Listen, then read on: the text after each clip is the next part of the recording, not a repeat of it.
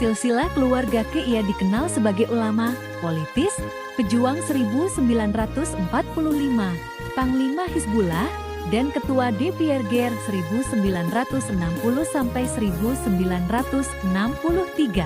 Zainul Arifin lahir sebagai anak tunggal dari pasangan keturunan Raja Berus, Sultan Ramali bin Tuanku Raja Berus Sultan Shahi Alam Pohan Ayah dengan bangsawan asal Kota Nopan, Mandaling Natal, Siti Bayah Nasution. Ketika Zainul masih balita, kedua orang tuanya bercerai dan ia dibawa pindah oleh ibunya ke Kota Nopan, kemudian ke Kerinci, Jambi. Pendidikan di Jambi, ia menyelesaikan Halens Inlandse School HIS dan Sekolah Menengah Calon Guru, Normal School. Selain itu, Arifin juga memperdalam pengetahuan agama di madrasah dan suro saat menjalani pelatihan seni bela diri pencaksilat. Arifin juga seorang pecinta kesenian yang aktif dalam kegiatan seni sandiwara musikal Melayu, Stambul Bangsawan sebagai penyanyi dan pemain biola. Stambul Bangsawan merupakan awal perkembangan seni panggung sandiwara modern Indonesia.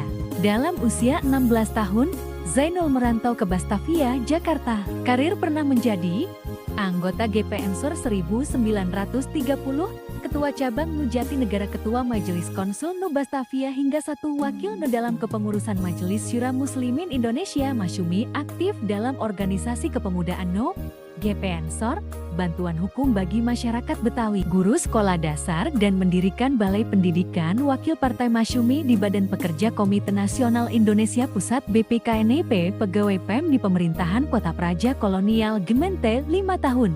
Wakil Partai Masyumi di DPRS 1949, Sekretaris Pucuk Pimpinan TNI.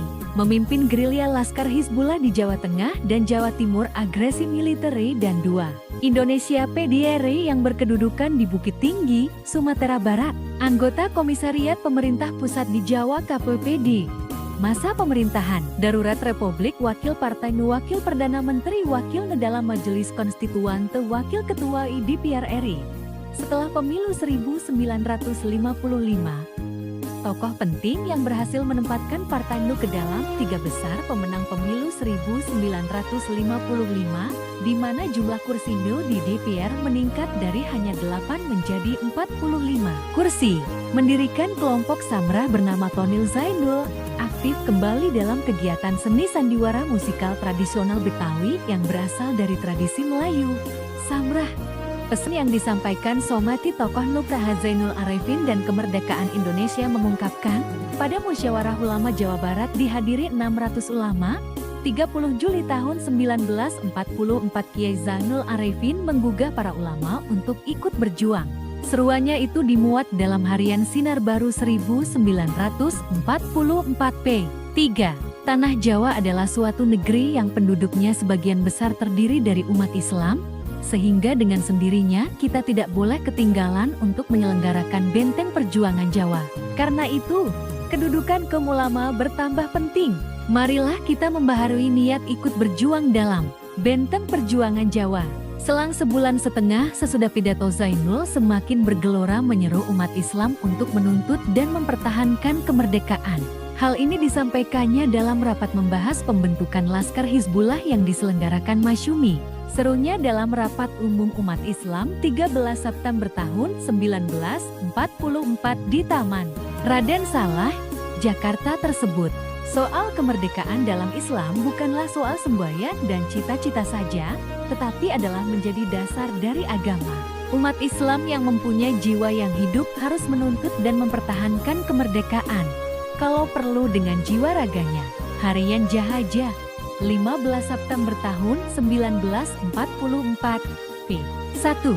Selanjutnya dalam rapat Masyumi di Banten, 15 Januari tahun 1945 Arifin menyasar generasi muda agar mempersiapkan diri menuju kemerdekaan. Hanya dengan adanya pemuda-pemuda yang berani berjuang saja, keluhuran bangsa dapat tercapai. Harian Jahja, 18 Januari tahun 1945 p. 2. Hal-hal yang bisa kita diteladani kita harus senantiasa menjaga madrasah kita yang kelak akan menjadi wadah bagi para generasi penerus bangsa, dalam mengarungi pendidikan keagamaan dan menekankan pada pendidikan karakter atau akhlak, dan hal ini sangatlah tepat jika dalam mengatasi problem pendidikan karakter atau untuk memperbaiki moralitas generasi muda bangsa. Kita bisa belajar dari peran seorang bangsawan sekaligus kiai yang tumbuh besar dan berkembang lewat dunia pesantren atau madrasah. KH. Zainul Arifin Pohan. Pendidikan agama adalah pondasi bagi anak-anak bangsa. Dengan pondasi agamanya yang kuat inilah, seorang anak tidak mudah terpengaruh oleh hal-hal yang kadang menggiurkan namun pada kenyataannya menyesatkan.